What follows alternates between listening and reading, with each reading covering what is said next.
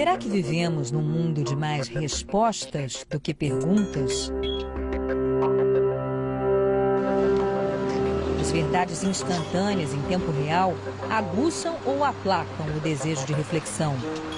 Algumas criações humanas têm o poder de atiçar o questionamento. Uma das mais antigas é o Talmud, o livro escrito há cerca de 1500 anos, reunindo preceitos e discussões travadas pelos chamados sábios da religião de Moisés, Abraão e Davi. Atualizar o Talmud para o hebraico moderno e, a partir daí, para o inglês e outras línguas contemporâneas, era algo visto como heresia por alguns ultra-ortodoxos. Mas foi nessa aventura que se lançou o rabino israelense Adin Steinsaltz. Nascido em Jerusalém numa família de esquerda não religiosa, Steinsaltz começou a vida intelectual pela ciência antes de se tornar rabino. Hoje é considerado o maior especialista em leis antigas desde Maimônides, grande pensador da Espanha medieval. Conhecedor de história da arte, fluente em vários idiomas, é o que se pode definir como homem renascentista, dono de cultura que passa por diferentes áreas do conhecimento. Mordaz e com muita presença de espírito, de passagem pelo Brasil, ele conversou com o milênio. Rabbi Steinsaltz, translations, good ones, of course, are more than mere versions of a book in another language, because they can be doors to a whole new universe. After more than 45 years, right, of hard work, you have completed the first ever translation of the Talmud into modern Hebrew. What transformations do you expect as a result? Basically, every translation is not a mere translation. You cannot have a, see when they say about objective called the exact translations, it's just a myth, or worse. Every translation is a commentary. Sometimes a good commentary, sometimes a bad one, but it's a commentary. That's one thing. Now, what did I do? I tried to open a gate, which is what I defined. Thank you for the imagery. But what I'm basically trying to do, I am opening gates and building bridges. The language part is the smallest part. You see, the difference between Aramaic and Hebrew is perhaps less than that between Spanish and Portuguese. They are really sister languages. So it's not that hard. The real problem is the style. It's a book written in a style that I would say no other book written in the same style. Other book, I'm not speaking in Jewish literature or in German literature. I don't know. Once I considered myself a well-read person, never saw a book like this. It is not a matter of praise, it's just a matter of telling you what it is. So the book is very different. So in order to understand or to get into the book, my work was trying to open a gate. See, I have to speak the language of the person that is reading me. I have to understand him. I have to understand what he understands and what he doesn't understand. So that is my work. So what did it do? It did it make a big revolution? Look, even with Luther, let me just add that in order to add a little bit to the effectivity of the translation, there were about 100,000 big cannons helping it. See, the 30 Years' War was not a small thing. So some of the changes that were done by Luther wasn't just done by a translation. They were followed with heavy guns. Now, I don't have the heavy guns. So you have 5,000 words. Yes, see, it's 5,000 pages, right? 5,000 pages, 5,000 pages. Which is a big, so I cannot say, but I think it made a difference. I will quote what you said in an interview. The Talmud, as a book, has an enormous quality that the world needs now more than anything else: sanity. What I'm saying is, when I spoke about sanity, look, you are really living in a world in which the point is, in a certain way, everything goes. everything, more and more things are permitted.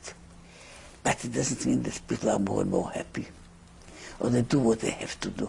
In so many ways, I mean, so many ways, so many reasons, in such a vast amount of things. So basically what the world needs is, we have upheavals, going up and down, in personal lives, and national lives, and general political lives. We move all the time like this. That is a kind of craziness. And this craziness is not just crazy because it's so to say, it's not nice to look at. It's very extremely dangerous because it is now, as somebody once wrote about it, is giving a gun in the hand of a 5-year-old boy. We have far more power than we have sense. As a world, see, in every field, we have a huge amount of power. So what we need is sanity. Now the Talmud is a book that is, it doesn't preach sanity. It creates sanity. It creates sanity because sanity is one of the hardest things to define. It's easier to define craziness. But sanity is the ability to hold different things in a certain stable equilibrium without freezing them to death. Can you give an example? Why does the Talmud bring sanity? I mean, okay, there are legal problems that were scrutinized by rabbis thousands of years ago, so but it's not the legal problems on one side. It's not the legal problems. I'm speaking about the style. First of all, you see, one of the points about the Talmud is it's built on dialogue. It's built on exchange. It is unlike most of the books in the world. It is not, I tell you something, but let's discuss it. And discussion can be sharp, but it's a discussion. So there's always what we call an interchange. There is what we call a dialogue. There's a what we call dialectic in the book in itself.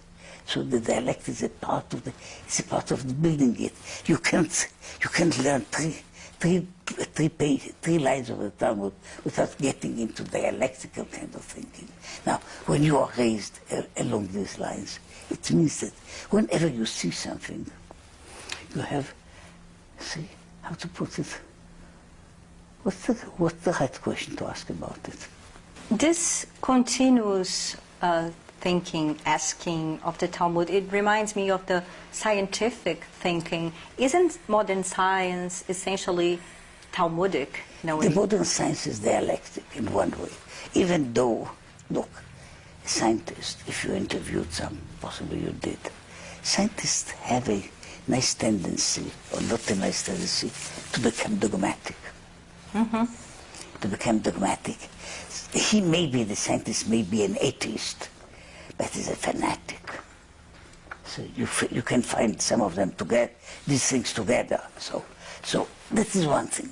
Now science in itself is dealing, it is in a way can work, because it's all, basically it is limited to a small range of subjects. There is no science. See, science with a capital letter. Yeah, but other scientists are dealing with like bigger questions, maybe. With everything, the big questions. See, some of the scientists that deal with big questions they will be accused by their colleagues as turning dangerously into philosophy. My education was in chemistry, in physics, and in mathematics, not in the humanities. So I really like them, I respect them, and let me tell you that having something in you in a test tube and working with it is far more enjoyable to me than speaking about philosophy. But I'm just saying science is, and this is again the part of insanity. The part of insanity is when you assume that things are more than they are. Look, now the point about certain things that you ask a scientist, you're asking questions that, if you would be honest, he would say, how, by God, do I know? You ask me about what is the destiny of humanity.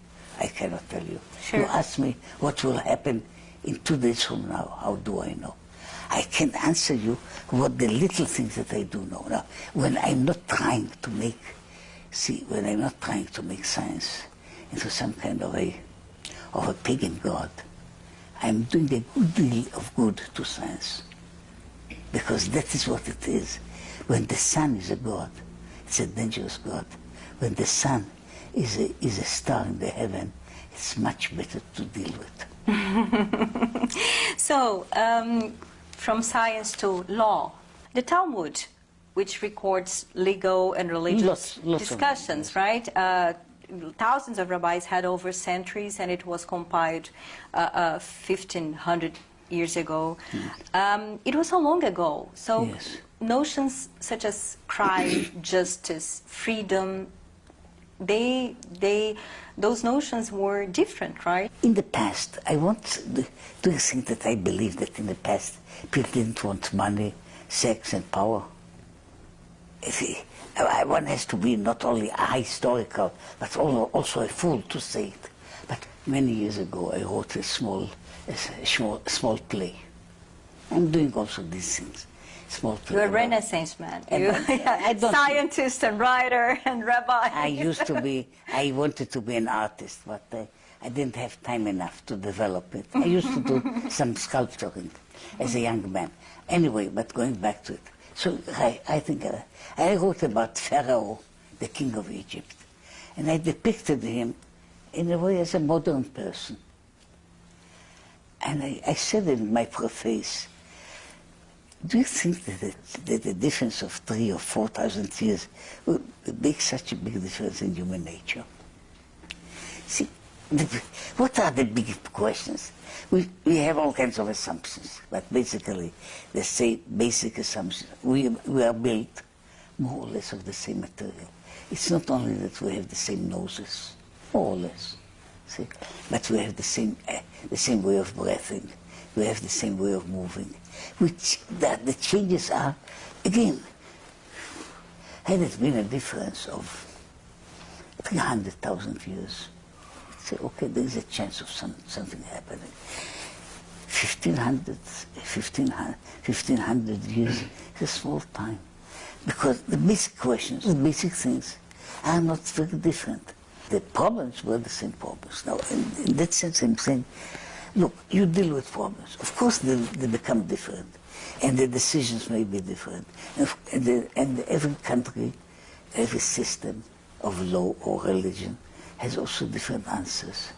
But the point is not to copying one set of ideas, but rather,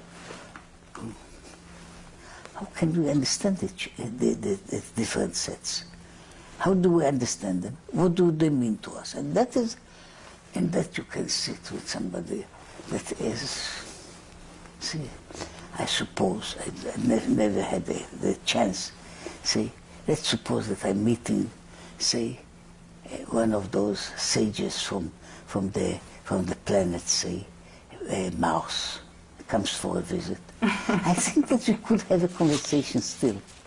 So, let's say in 1,000 years, when a historian looks back at our time, at what we call Western civilization, will he see a Judeo-Christian civilization? Do you believe in a Judeo-Christian civilization? Or do you see one tree with different branches, or separate several branches, in your opinion? What's happening now in the world, in a big way, is perhaps not Judeo-Christian at all. We are not living not in a Jewish environment, and not in a Christian environment, and not, with all the points, not even, to speak rightly about it, even not in a Muslim environment. We are living in a growing paganization of the world. I see not just images, I see the old gods,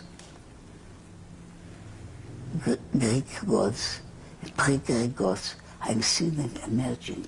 You see, you had once a god that was called Baal, or it's called in the New Testament It's again a Hebrew connotation. In Aramaic, mammon, money.